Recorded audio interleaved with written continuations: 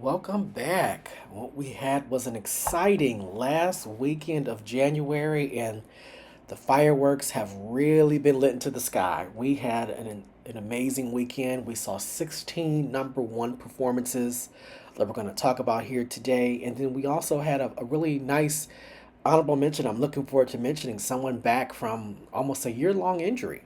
So a couple of NCAA records now already. It's still January. Well, effect of today officially February 1st, but here we are with an NCAA record, and we haven't even started the postseason yet. Without further ado, let's get started right away. I think there's a lot to talk about. And I'm going to change up the format. I'm not going to do our four leg format today because I want to focus on just the number one performances. So we're going to get started on the women's side, and we'll go right down from the shortest event to the longest, and then we'll dip into the field. So starting right off the bat, we'll go right to the 60-meter dash as we have new national leader in Shanice Walker from Florida State.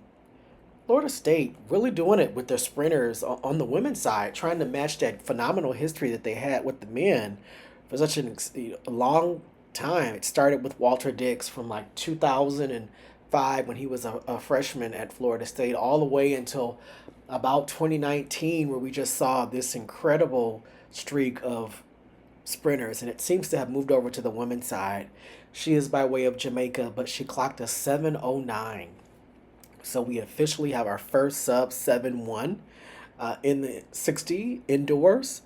What's even more impressive is she's part of what has been an incredible year for Jamaican women in this particular event. I believe there's now three or four women that have already run sub 7-1 indoors. They're going to have a very strong team come indoor world championships, but they're going to be well represented in the NCAA because look at Shanice Walker from Florida State, 7:09. She's kind of taken the reins as sort of the queen of the ACC.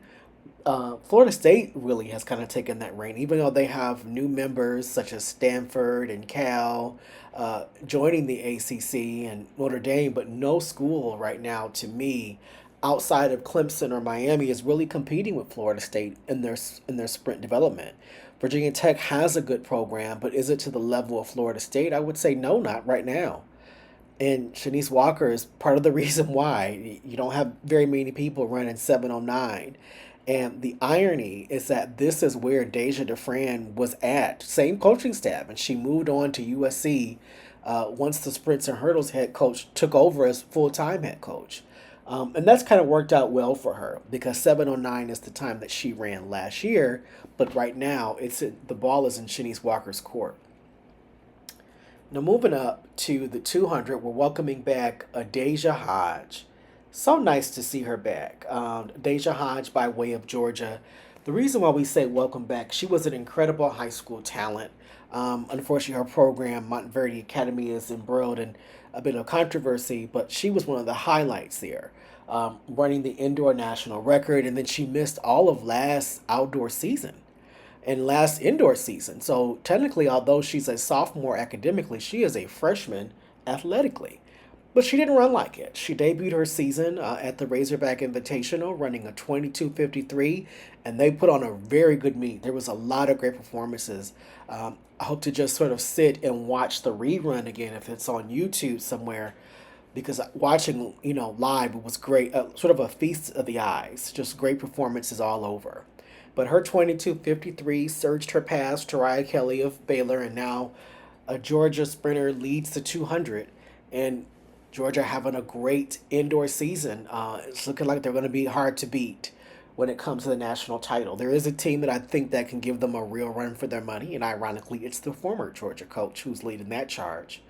But welcome back, Adacia Hodge. 22:53. What a way to start your indoor season. And you also run sub 7-2 in the 60. I believe it was 7:16. So things going well over there at Georgia, and specifically for Adacia Hodge. Now her teammate, Dejanay Oakley, retook the lead in the 400, clocking a 51:11. Very impressive time, surpassing Zaya Akins of South Carolina. And South Carolina has really been sort of the only program, at least in my opinion, that's outside of Arkansas that's really can challenge Georgia. Jamesia Forge has yet to run a 400, but she is certainly leading the NCAA in the 300.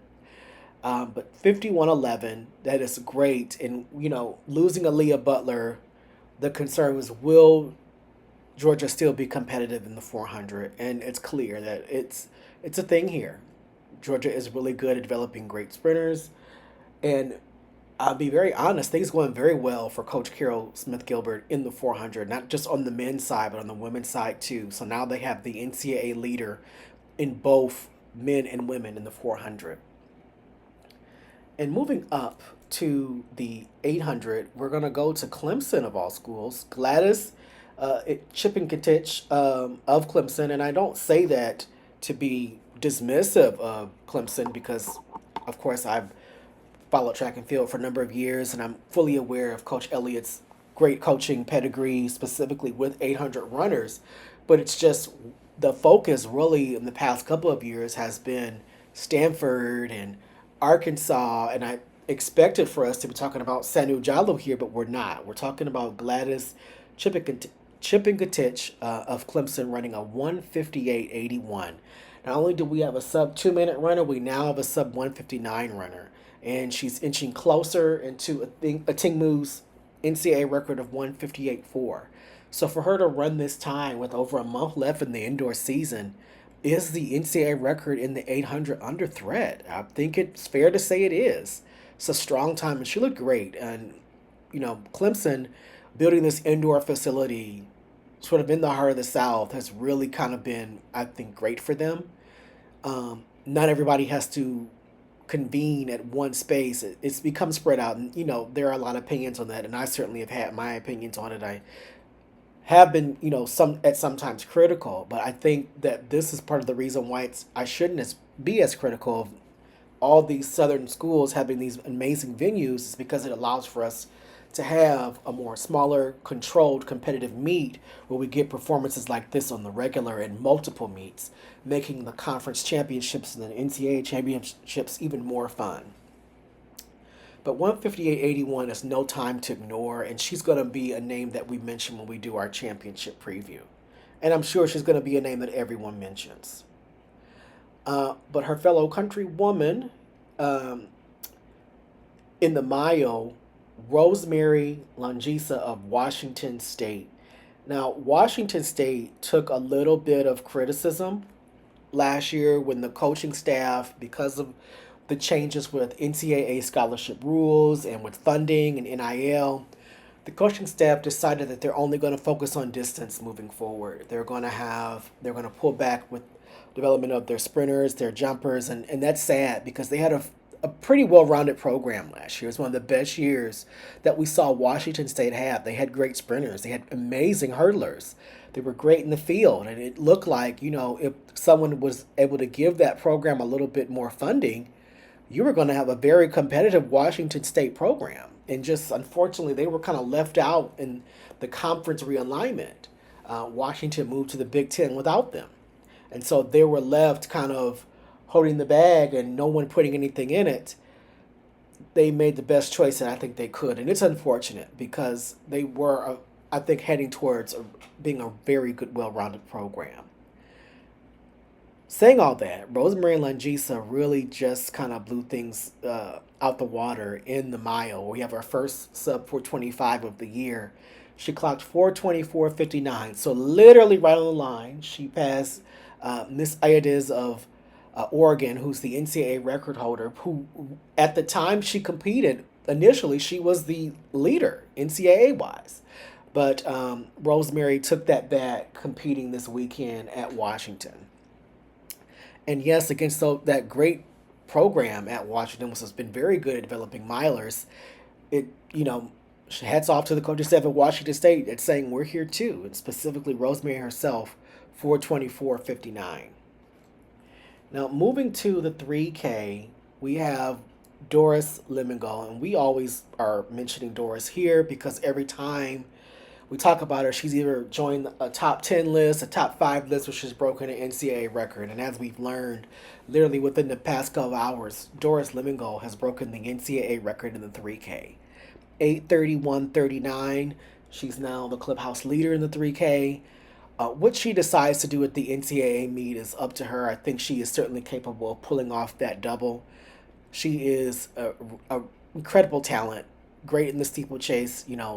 Carries herself really softly and is not a media personality, but she's a phenomenal competitor. And every time she's on the track, there are fireworks, as witnessed this weekend. So I'm looking forward to what else she's going to do later on this season. Moving to the 60 hurdles, we'll look at Emmy Scales. We mentioned her a couple weeks ago on this channel. She was the first woman in the NCAA this season under 8 seconds in the 60 hurdles, and she has now tied the number one mark again, still going under 8 seconds, clocking a 7.96, and further cementing herself as Kentucky's superstar on their squad. Kentucky historically been pretty good with developing hurdlers, so she's just the next one in line. Will she run sub 7.9? I think that might be what's needed to win the NCAA title. There's already a decent group of runners in college that have under 8-second speed. So Emmy Scales getting things started early with the 7.96. I wonder what's going to look like come SEC championship time when there will be 4 women in that conference who have run sub 8 in the 60 hurdles. And our last running event we'll look at is the 4x4. And I'm going to share the video of Georgia defeating Arkansas in the 4x4. Oh, get ready for this one, track and field fans, and 4x400 favorites. 327.65. This is going to be a showdown. 327.73 for Arkansas. Of the SEC. Another 327. Gives us kind of a picture Carolina. of what to see at the conference meet in College Station and the NCAA Championships here at the Randall Tyson Track Center. As expected, it's going to be right now a Georgia and an Arkansas battle. With South Carolina right there with Georgia. Outside looking in because they don't. Look out for the Razorbacks. Georgia, South Carolina. Come on, Razorback Nation. Arkansas really are kind of. Let's go, Bulldogs. Oh, that was a good carry right there by Georgia, 51.90. Doesn't get any better than that, ladies and gentlemen. This is Georgia, Arkansas, South Carolina, and Kentucky.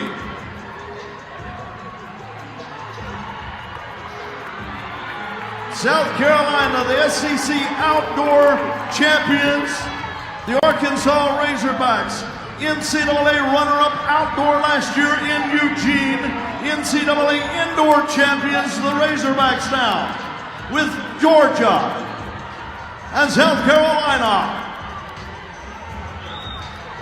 Now that the race has concluded, let's move on to the. Oh, they're serious about this.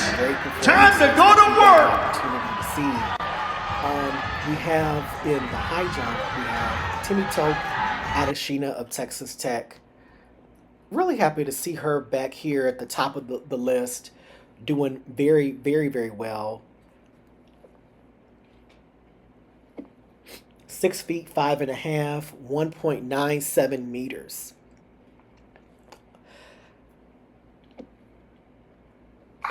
Excuse me. Almost a 2-meter jumper.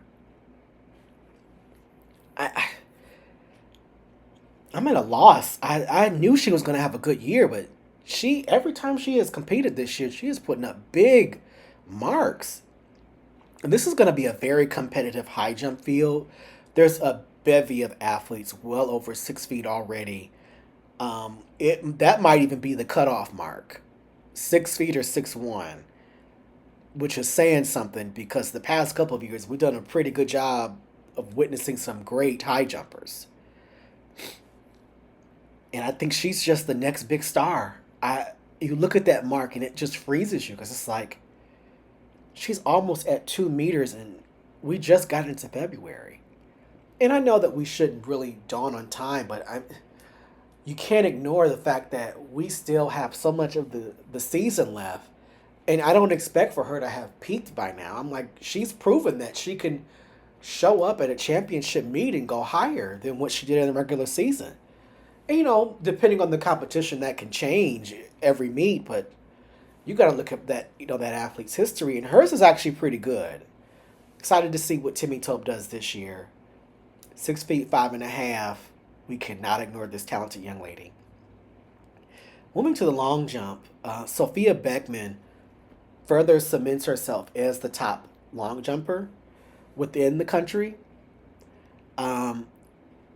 22, 5, 3 1/4, or 6.85 meters. This is an outstanding mark. Is it what Alexis Brown was jumping last year? Yep, it sure was. That she is kind of on that pace. And hats off to Petros Ciprianou, who is the coach at Illinois, former coach of Georgia. He has top athletes in pretty much every field event where you can jump.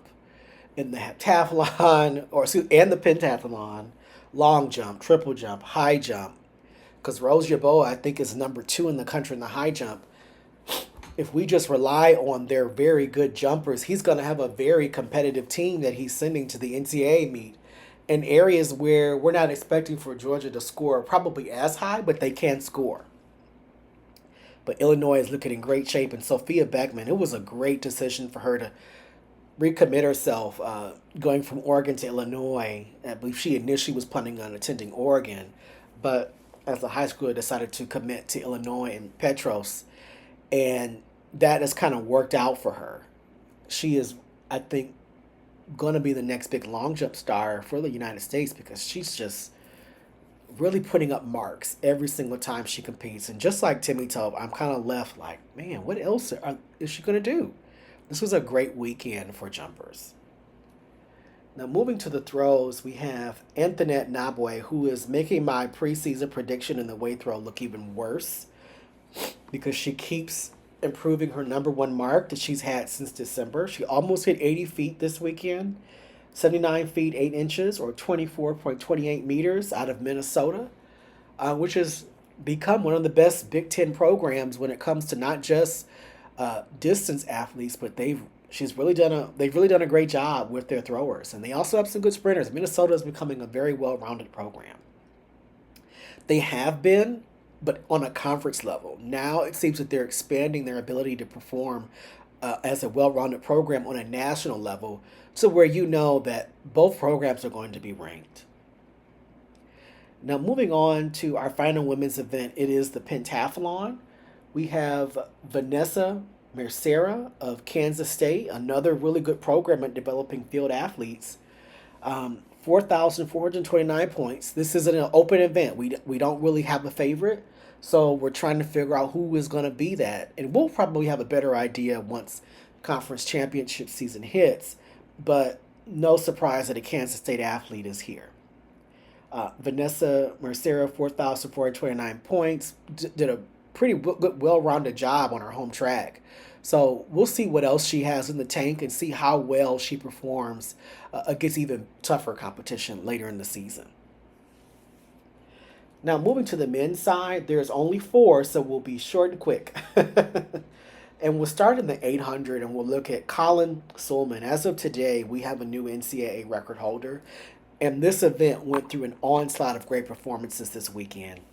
The 800 was insane. We now have 3 athletes currently in NCAA Division I right now that are sub 145. And Colin today at the Millrose Games clocks a 144.70, breaking one of the oldest NCAA records ever. Like, shout out to him, Colin Sulman, 144.70. He's also a great miler. He has insane range. And the coaching there in Northern Arizona, I mentioned this, I want to say, last year in a preview video. Northern Arizona and New Mexico, although they're not in major conferences, there are schools that compete better than major conferences. They can put out a high level of quality athletes. And it's been a while since we've mentioned Colin. Ironically, we have mentioned him here last outdoor season, but here he is again. He's now the NCAA record holder and leader. He's going to go into the season as the favorite, regardless of, what happens, because he did it this way against incredible competition. A week after running a competitive mile, running the NCAA record, you can't ignore it. So, and also hats off to Handel Robin of Penn State, which had an incredible 800 this weekend. Penn State might be 800-meter U. He ran one sub 44, and Tanada Matsatsa also ran sub 145, running 144.9. So 800, we're looking at some great performances already. And in the triple jump, Brandon Green, I was not expecting for him to have more eligibility, but he does. So I'm happy that he is back and competing for the University of Oklahoma, 55 feet, 2 inches, 16.81 meters. So I don't know if that means that he's back in the favorite position, because he won outdoors and Sereem's won indoors, and Sereem's made the change, and he didn't have the best weekend this weekend, and Brandon Green did. I'm not really ready to cede my prediction, but I am happy to see him back and performing at such a high level. And that was against some pretty good competition there at Kansas State. And Oklahoma really kind of cementing themselves as one of the destinations to go to for jumpers. It's not just Kansas State and Florida and LSU and Illinois and Georgia. You need to make sure that you for certain add Oklahoma in there. And they're performing at a higher level than a lot of those programs. And then let's talk about our main man, Tariq Robinson O'Hagan, the great thrower. He took the lead again in the shot put, almost getting 70 feet, 69 feet, 6 inches, 21.18 meters. He had a pretty strong weekend. Until someone dethrones him, I think it's fair to just say he is the favorite every time he shows up. He is very game, a really strong championship performer. I would like to see him complete the double in the weight throw, although I think it's very clear that's his weaker event. But as a thrower, he is Ole Miss's latest throwing star, and it doesn't appear that's going to change anytime soon. In our last event for the evening, we're going to talk about Peyton Bear of Oregon, because that's clearly been a smart transfer for him.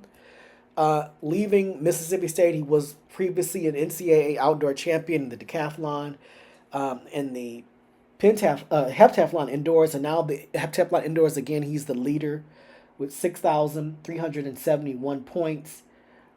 Oregon fielding a really strong team, very well-rounded, but he's kind of the star this year. I think it's fair to look at how many great distance runners are spread out NCAA-wise.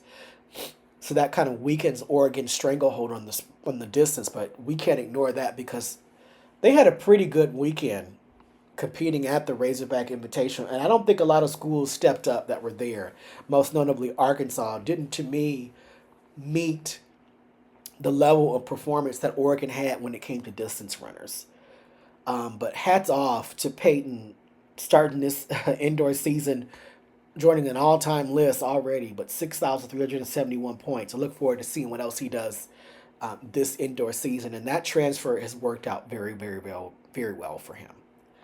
I'm going to also show the video here just in case it doesn't work at in the middle, but for you to see the 4x4, which was a great race. And as always, thank you for supporting me. Please like, comment, subscribe, share. Let's chat it up. As you see, I'm busy within the Let's Run chat. I'm in Reddit, YouTube, Instagram, Facebook, wherever you can reach out and chat with me. I would encourage you to do so. I really love these discussions, and I really thank you all for your support. Please enjoy the video, and I look forward to the rest of what should be an amazing indoor season. Set. Oh, get ready for this one, track and field fans and 4x400 favorites. This is going to be a showdown of the SEC.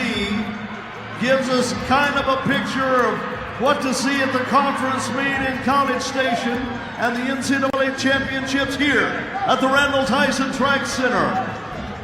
As expected, it's going to be right now a Georgia and an Arkansas battle, with South Carolina right there with Georgia. Look out for the Razorbacks. Come on, Razorback Nation.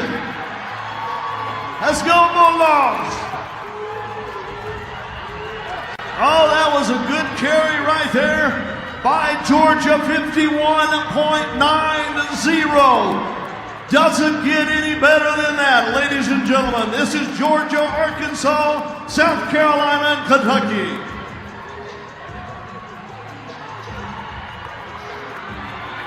South Carolina, the SEC outdoor champions. The Arkansas Razorbacks, NCAA runner-up outdoor last year in Eugene. NCAA indoor champions, the Razorbacks now, with Georgia and South Carolina.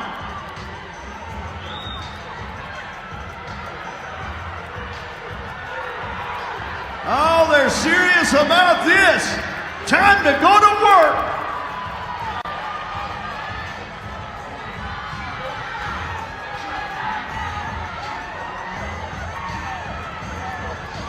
Oh, look at the Bulldogs out of Athens, Georgia. And setting themselves up right now for a very good finish. We're at 2-7, 2-8, 2-9.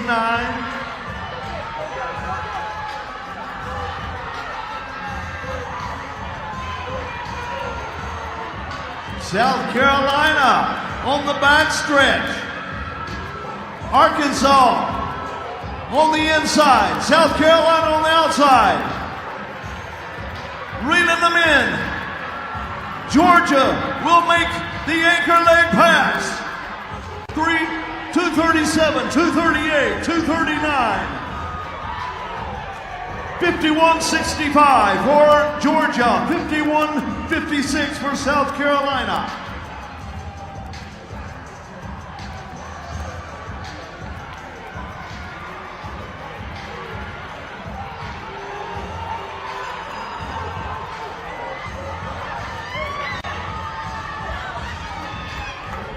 And Georgia running strong as they are the best team in the NCAA coming into this one, number 1 in the world on that list.